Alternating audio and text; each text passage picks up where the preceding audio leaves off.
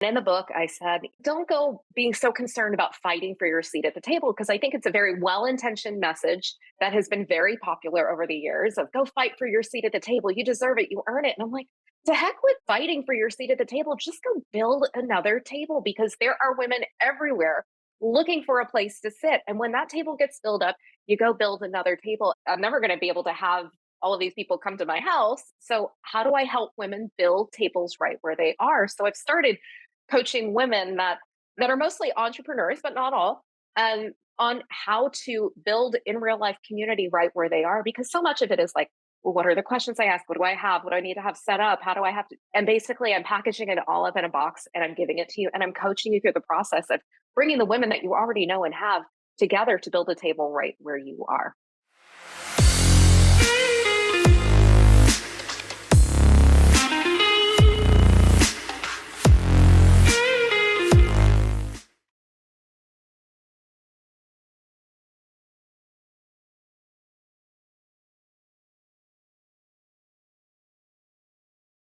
Today, I'm thrilled to have Alyce Dailey joining me. Alyce is not only a coach, speaker, entrepreneur, and community builder, but also a highly influential author. In this episode, Alyce dives into the pages of her book, Magic Mom, exploring the delicate dance between parenting and entrepreneurship. We delve into Alyce's unique magic framework: model, affirm, grace, inquire, coach. And it's crafted to instill entrepreneurial mindsets in our children, drawing from her personal journey, which includes a 23-year marriage and raising four daughters while building businesses. Alyce shares a blend of heartfelt experiences and practical advice. We speak about the societal changes and opportunities that women, especially those in entrepreneurial roles, face today. Alyce advocates for women to build their own tables rather than seeking seats at existing ones, underscoring the transformative power of female communities. She sheds lights on her initiative, Table Builders, a platform empowering women to connect, share, and grow both personally and professionally. In our conversation, we touch upon the unique struggles women encounter in balancing career and family life, especially during pivotal career phases. Alyce provides valuable insights and reflections on parenting, stressing the importance of fostering profound connections with our children. She encourages parents to ask powerful questions, serving as models of happiness and fulfillment. Alyce believes that genuine happiness and success in parenting stem from living authentically, inspiring the same in our children. So get ready for the fascinating discussion as we explore the intersection of parenting, entrepreneurship, and personal fulfillment with the amazing Alyce Dailey. Enjoy. Hello, everybody, and welcome to another episode of the Hero of the Hour podcast. I'm with a very special guest today, Alyce Dailey. Alyce, welcome to the show. Thank you. It's always good to be with you, Mark. So I would love to talk to you about. Let's start. I mean, let's start right from the beginning. Let's start with your first book, and let's build right onto it. Tell us a little about Magic Mom. I got to read that book, and as the father of two daughters and three sons, but two daughters, it gave me some insight into how you think and how you raise kids, and I thought it was amazing. So tell us a little about Magic Moms. Yeah. So, my husband, Seth, and I, we've been married for 23 years. We have four daughters, and they are 20, 18, 14, and 11. And we've built businesses as long as Seth and I have been together. We just kind of have always loved owning businesses. And I really got into this exploratory stage of, okay, hey, we can build businesses, but what's my life really about? And the question that I would get asked the most when I'd speak and travel was actually around our kids. And it was, hey, how have you guys managed to raise four kids that are curious and kind and entrepreneurial and adventurous? And I'm like, oh, I could talk about that for days. So that's where the book was born. And magic is actually a framework. So magic is model, affirm, brace, inquire, and coach. I didn't want to throw out a parenting book on, hey, here's how to parent. Here's how to, I'm not interested in telling you how to parent, but I do want to help moms that I think a lot of times we get left behind on this journey of, especially if, you're a stay at home mom or maybe not getting as many personal growth opportunities. And yet we're home with the kids. So how do we help our kids have the mindset of an entrepreneur? Whether or not they go start a big business, that's not the end game. But I think there are ways that entrepreneurs think that can be fostered regardless of who you are or what you've come from or background. So I just think there's a methodology of thinking that falls into that model of Affirm, Grace, Inquire, Coach that any child can have and that any mother, any parent can give to a child. I know as a mom of four daughters, we have two daughters and three sons. And so I see the difference, at least in my own family. I don't know if it extrapolates to anything else. But do you think raising women in this world in 2023, almost 2024, is different? You need to parent differently, men or women, in terms of the entrepreneurism? I think it's always changing. And I just think we need to always be aware and alert of what's real and what's going on and what the challenges are that they're facing. There are things that my girls face that I never thought they would be facing, because all we have is our own frame of reference. So I'm a first generation American. My parents came here in 72, was raised by a single mom. So there are challenges that my mom had raising me. And gosh, the things that my kids go through are different. And I don't have sons, but I imagine that the things that girls and boys also experience are different. I look at the opportunities that my husband has that are just harder for me as a woman and as a mom to also capitalize on. Not even taking into account, like, okay, let's say money is equal. There are demands on a mom that are just different I than on agree a with that. dad. I just think women, society makes women more guilty. I feel guilty as a man that it's never like you've said, oh, I gave Lisa too much time, or I've given the five kids too much time. Like, oh, I don't need to pay attention to them next year because I did a good job paying attention I this did a year. good job. It's like, but I think women internalize that guilt, or my experience has been, at least, that they internalize that Yeah. guilt more than or although you also see on the other side, you're seeing that men are being left behind in terms of like you'll see out of medical and dental schools or law schools. Women are the majority of people graduating. Like, you're seeing that the Mm, generation of women that are kids age, I'm seeing women surpass their male counterparts, yeah. in that realm. But it's hard to know, and I think it's somewhat anecdotal, and there's not one size fits all. What would people need to, who are watching this podcast, who are raising daughters or raising children Mm. at all? What would they need to know that you would like to share with them, that would help them improve the opportunities for their children and the relationships they have with So my favorite quote on parenting is from Carl Jung, who says, "The greatest burden on a child is the unlived life of a parent." And so with the moms that I coach, we look at, okay, what does you living a fully lived life? What does that look like? Because at some point, I think when we have kids, then we kind of bury the dreams, we bury the things, our superpowers and our talents, because we're so busy attuning to the kids that we forget who we are. And a lot of times I'll ask, hey, tell me about your mom. Was your mom somebody that you would describe as happy? Oh no, my mom wasn't happy. She wanted me to be happy, but she wasn't happy. Okay, well, if she didn't model happiness for you, how do you know how to be happy? And if you're not modeling happiness for your own children, how are they going to know what happiness means? Because we're not fooling our children. them. Right. We're not fooling them. So really getting back into tune with, okay, well, what does it live for me to live a fully lived life? Because I think that that's the best thing we can give our kids is a demonstration, a living model of what that looks like. No, that I think is that I think, I mean, that's pretty profound. Um, yeah, it is. Yeah, it is a meeting. I mean, what percentage of people do you think are happy? I mean, not that Mm. not that you have a study. Do you think most people are truly happy? I don't think we stop long enough to even ask ourselves the question because we're afraid of the answer. Yeah, I mean, yeah. Sometimes people keep say so busy that they can't really reflect on what's really going on, or you go from one thing to the next, to the next, to the next. Well, It's busy hard. keeps us from feeling. Busy is a drug. It's no different than any other substance out there. It keeps us from feeling. And we get rewarded for busy, right? So busy entrepreneurs, busy doing all the things, busy doing good things. And yet it keeps us from really being in touch with our own emotions and our own feelings about what's going on. Yeah, there is. There are certainly limiting I also wonder when you have, we also take a look at our society.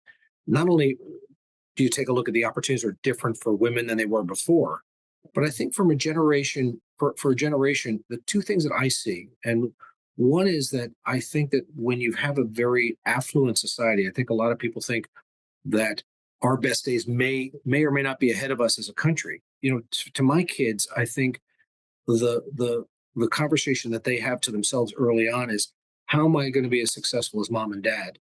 But what I think they graduate to is, maybe I could stand on mom's shoulders or dad's shoulders, and I could do something that they never even dreamed of or thought of and take it to another level. And I think that's the healthy part. But it's a, you've got to have a lot of self confidence to do that. You have to have a lot of belief and a lot of support to get there. Um, I think building self-esteem in our kids is one of the biggest and best things we can do. Not, here's what to go learn, and helping them define what success is for them. mm, Because the things will change, the medals and the trophies and all that stuff will alter. But if we can help define what success means, then we're playing a different game. as I get older, I'm hoping I'm not turning into the old man who just yells at the kids on the front lawn. Get off my property. I hope I'm not being that guy. But I also wonder, maybe not with our kids necessarily, but but certainly with everybody. And our kids have they focused too much on balance and focus that to get the things in life that they want, and that I don't mean Mm, just monetarily or mhm. career wise, but to have what they have. You've got to be a little bit obsessed and out of balance to be able to get what you want at that level. Absolutely. You want all the rewards of being elite, but you're only willing to put the efforts in of good or mediocre. And so part of it is, when I hear those millennials come into my office and talk to me about what work life balance, but they want to be paid $4 billion a year and work 3 days a week and start at the top. I'm thinking to myself, whatever drugs they're taking, I'd like some because they sound fantastic. But Right. maybe I'm the old man who's just yelling at kids on the lawn. I don't know. What do you think?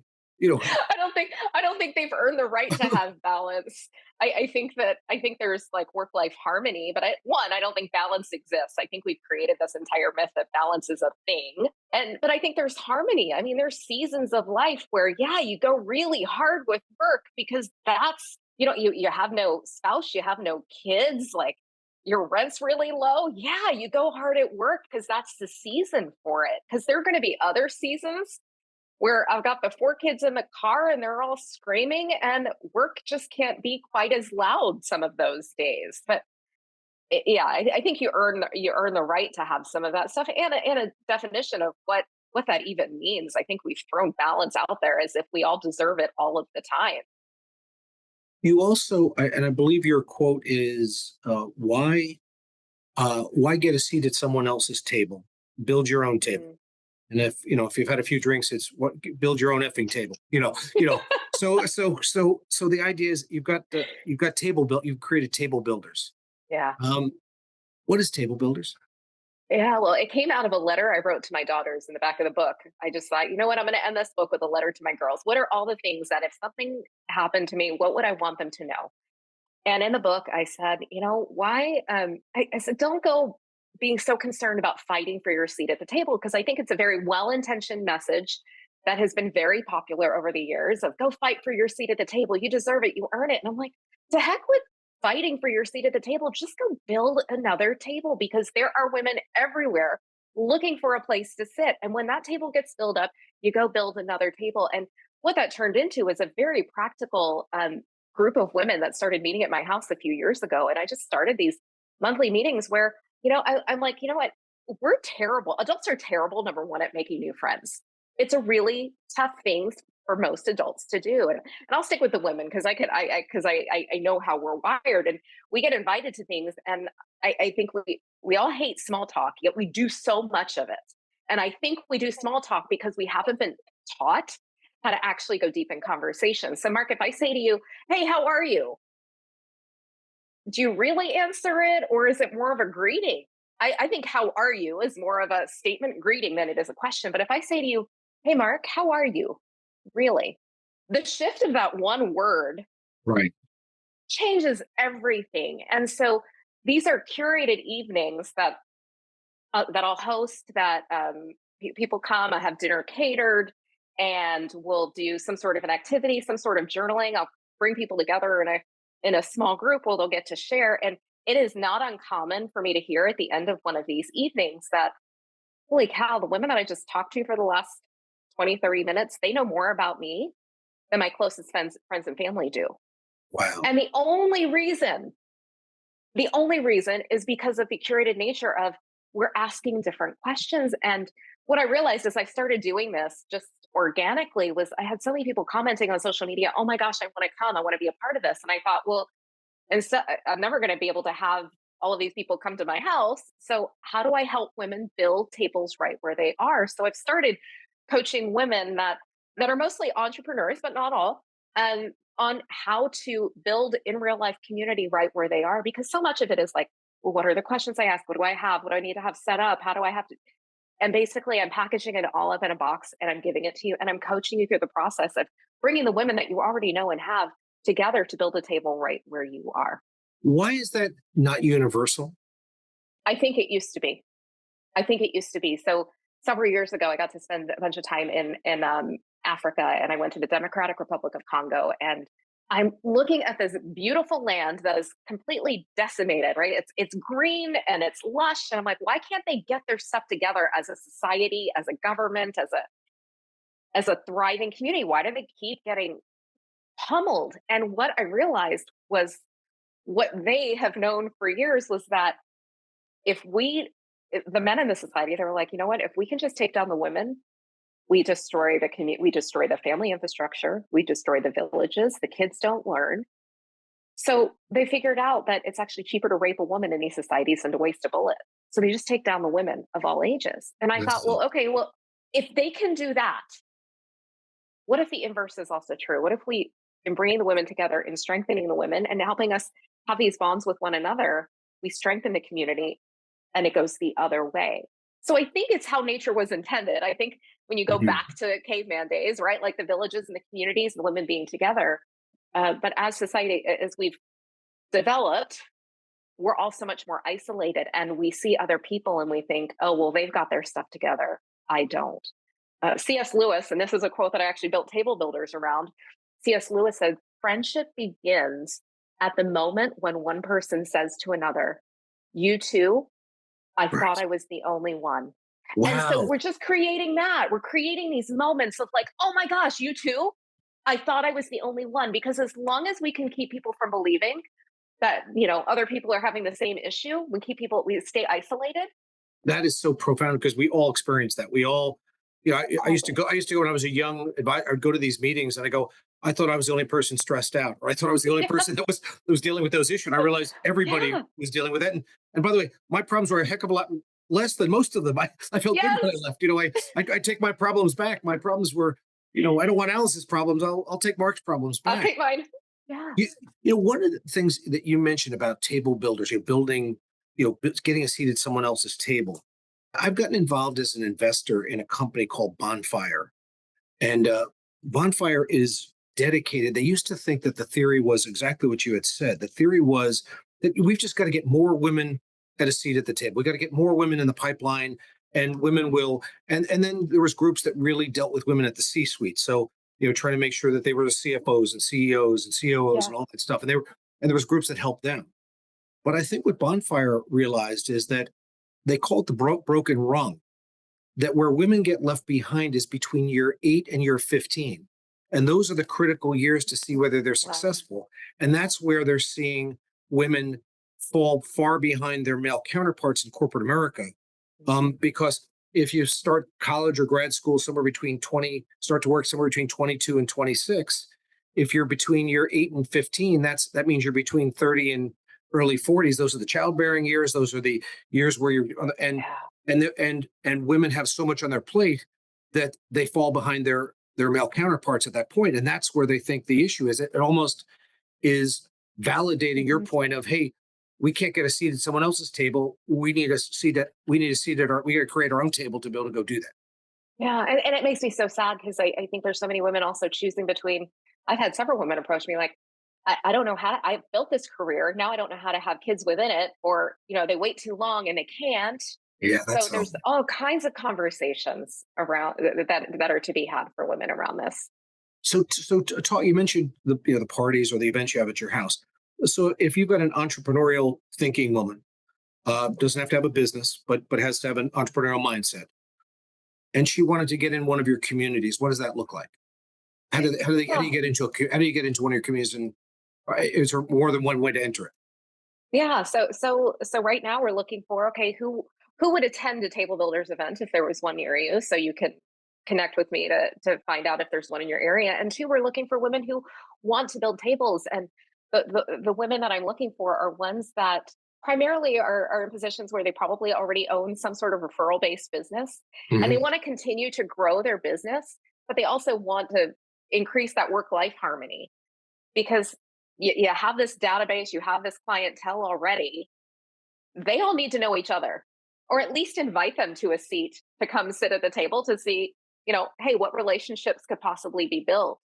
But we take all the stress away from what you need to do, because we help you with all of those pieces. So all you have to do is bring the people together, and we coach you around how to build that table. And then this is how you get to grow your reach, grow your community, because it's very easy to invite any woman to say, hey, I'm hosting this event. It's just kind of like a girls' night out. Would you like to come? And we zero base the event, because people will come and pay for dinner. So it's not even you're hosting everything in terms of taking on all the expenditure either. So we're helping you grow your business, we're growing your community, growing your reach, and we're fulfilling, I think, a need in the community right now where women are lonely and they need a place to go. If I did my math right, you mentioned your youngest is 11. Mhm. So my guess is if I'm taking a leap, that in 6, 7, 8 years you'll be an empty nester. So Yes. what does parenting and being a mom, after the kids leave, and what is, you talk a little bit about beyond parenting. Talk about, what does life look, what will life look like for you, and what should life look like, or could look for other women? What could it look like? One of the things that I've been really intentional to work on is wanting to do things now that I would also want to do later, because I want to show my kids that being a mom doesn't mean you stop living. So even like a few years ago, I went and climbed Kilimanjaro. It killed me to be away for like Wow. 16 days. It killed me to Wow. be away. And yet I wanted them to see, like, hey, we still go do hard, weird, crazy, risky things, and life doesn't stop and doesn't revolve around you. So I think what life looks like is just more of what I've been doing now. So I'm looking forward to more traveling and more speaking and more fully living. And I think fully living will look different 5, 6 years down the line, um, than fully living does right now. But right now, all the things that I do, I just bring my kids with me. Mm. So when I do these table builders events, my girls come. I don't make them come, but they get to see female relationships modeled, which I think is a really important thing. Because I think when you think about female relationships right now, there's a lot of like, you know, assumptions made about what those are like. And I want them to see something different. So I think 5, 6 years from now, I see a lot more travel in the future and a lot more exploring the world in a different sort of way. There's probably a lot of moms and dads, for that matter, but parents. Let's use moms for a minute. That are watching this and saying, you know, I'd love to have a better relationship with my daughter. I'd love to strengthen my relationship with my child. Yeah. You've thought deeply about that. Mhm. Share your thoughts on how you could, if somebody listened to this, they took one thing away from it, that if they could strengthen their relationship, Yeah. you've done a good deed, to Alyce. So Yeah. share with us what you got. Well, one, I would say pick up the book, because there's a lot of thoughts in there. But I think, through magic, the eye of magic is Inquire, and I'm going to go back to asking really powerful questions. I think we get to know our kids, and our relationship deepens through the conversation, and that the conversation with our children is the relationship. So if we can increase the quality of the conversation that we're having with them, we're actually bringing the level of the relationship up. And going back to, I think we ask really poor questions because I just don't think we've been taught. So learning to ask a question like, hey Mark, if if we got together, like if you and I didn't talk for a year and we got back together a year from now and we were celebrating with a bottle of champagne, what will we be celebrating? That's an entirely different question. We can ask a similar question to our kids, like, "Hey, if next year at this time we just have this epic celebration, what are things that we're celebrating that you I'm writing accomplished?" this down. What are the things that we were celebrating that you accomplished in that year? That's different than saying, okay, let's set goals for the year, children. It's getting to the place of getting to their heart and getting to their emotions and the things that they care about and getting into curiosity and getting out of judgment. I think as a parent, that's one of the hardest things to do because we think we're there to steer and to guide and to give them all this wisdom. And it's like, we're just big kids.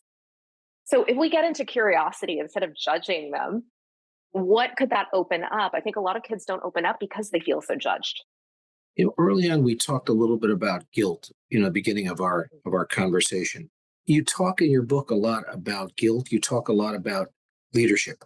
What do women need to? What do women need to know to release guilt and to embrace their their highest and best leadership styles? Mm. Yeah, I think as women, we're always looking for permission from somebody. So it's like, oh, I feel guilty about this. And so one question I ask at that point, and I say this out loud to myself when I feel guilty about something. All right, well, I feel like I should be doing this. I will say to myself, says who? Because I'm trying to identify whose voice is that actually. Well, I feel like I should go to my kids, whatever. I feel like I shouldn't do this. Okay, says who? Because identifying those where that's coming from, because a lot of times that's just a mechanical robotic habit of, well, my mom was there for me at this thing, so I feel like I should go do this thing, but it's not purposeful. That's just a robotic action. So I think asking ourselves a different question so that we can say, you know what, well, I'm not going to be able to be there for this, but I'm going to do this because this is what matters to me. And then to have that conversation with my child, okay, I can release guilt around that now because I've actually made a purposeful choice. So releasing guilt and having grace with ourselves around things that why can't I have grace with myself right now? Is there somebody, do I need somebody's permission? Or can I just give it to myself because And that's you what think that's I just need? because, and women feel that way because that's how they were raised from generation to generation, and so the guilt is inbred, almost like we always kid about. I'm Roman Catholic, or I was raised Roman Catholic at least, and they always say, that the Jews are born with guilt and Catholics go to school to learn guilt. It sounds like you're saying that women were were bred for guilt as well. Yeah. I Is I think so, and I think it's time to get off the cross. We need the wood. Like I think we've seen a lot of mothers be martyrs, and so we feel like martyrdom is a part of motherhood, and it doesn't need to be. I mean, if we don't want our children to grow up that way, then why are we modeling that same thing? We've got to break that cycle somewhere. So why not question it and say why is that here? So yeah, I think it's been modeled for us, and um, we just need to question it. how do you also think, the other thing you would think is assuming that you are a woman who's a mom is married, and obviously, I guess half the country is single moms and single dads, Yeah. but there's also people that are married, and even if they're single, they've got another parent in the room. Mhm. How does the What does the other parent need to know, and how do they navigate their role to turn out the best well-adjusted kids? Because somebody, there's always somebody that's got to do something. There's always somebody. There's roles that place. Not everybody can. You know, Mm. how do you navigate that so that everybody could be happy and you could turn out, in your case, four well-adjusted kids, in my case, five. Yeah, I think there are different kinds of conversations happening between the parent and the child that are typically happening. I think a lot of society has relegated the raising of kids to schools and to other institutions and thinking other people are better at it than I am, so I'm going to outsource this thing. Right. And I'm really all about, okay, well, no, no, no, you're the parent. God gave them to you for some reason. Hmm. And it's my responsibility. It's nobody else's responsibility at the end of the day. So what are my goals in parenting? What's the purpose that I want to have? What do I want my kids to be able to say at the end of the day about mom? And when I ask that very basic question, um, you'll see my answer in the book is, hey, I want them to know two things. I want my kids to know, hey, I love you and I'm proud of you at the end of the day. If you remember nothing else, those are the two things. But I had to get to a place where I'm like, what do I want them to know? And once you know what the end game is, all these other pieces fall into place, but we have to take that time as a parent to figure that out. That's not and I think we're just in that robotic, like, well, my mom did it this way, so I'm going to keep doing it this way, or my dad did this way, so I'm going to do it this way, not questioning if that's what's best for us and for what we're wanting to create. It is interesting. it's hard to be a prophet in your own land. It's hard to see yourself, but it's so clear how you can see people you're very close to, how both good and bad they've been influenced by their past, and you Yeah. almost wish you could help them break, break intellectually. I think they can break free, but psychologically, Mm. it is very difficult to break free. And the lucky ones that are able to break free can really have wonderful lives, and others that don't probably don't reach their full potential. Mhm. And there's a sadness There in is. that, some limiting mindsets or some things that Mhm. just getting people to believe in themselves. Like, I think that in my role as in our company, is I think that the number one thing that I try to do is I try to see people where they are, because you have to see people where they are, but you want to see people at their highest potential, and you want to believe in them so viscerally that they believe it in themselves. Yeah. And the power, not just as a parent but as a friend, how everyone has the power to both make and ruin someone's day, or Yes. I'm sure, Alice, people come to you all the time that you don't even remember meeting 3 years ago, and they say, you said this to me and you changed my life, and you Yes. pick them out of a call, and but Mhm. you've changed their life. And then the thing about, to me, is the impact. How many people's lives did they change because of the Yes. interaction with you? And so that to me is the beginning of a great community, or building a great table. Um, Absolutely. Absolutely. And I and think what you just said there of, how does all of this work is like, I think that's where community comes into play because there are things that I'm sure you've said as a dad, I've said as a mom to my kids a million times over, and they didn't hear it or they didn't even see it. But they've come to one of my events or they came to something that, one of your friends said, well, Miss Lisa said, da da mm, da da da. So I'm gonna go do this thing. I'm like, great, I'm glad they heard it. Like it doesn't matter that it wasn't for me, but it's because of the community that was built that they were able to hear it from somebody else that was like-minded. Because who cares at the end of the day where they get it from? But I'm going to stack the deck as a parent in my favor for my children. well, first of all, I want to thank you, because you are beyond fabulous, and your husband and four daughters are very lucky to have you in their life. Thank you. But if people watching or listening to us want more Alice Dailey, whether it's books or interactions, how do they get a hold of you, Alice?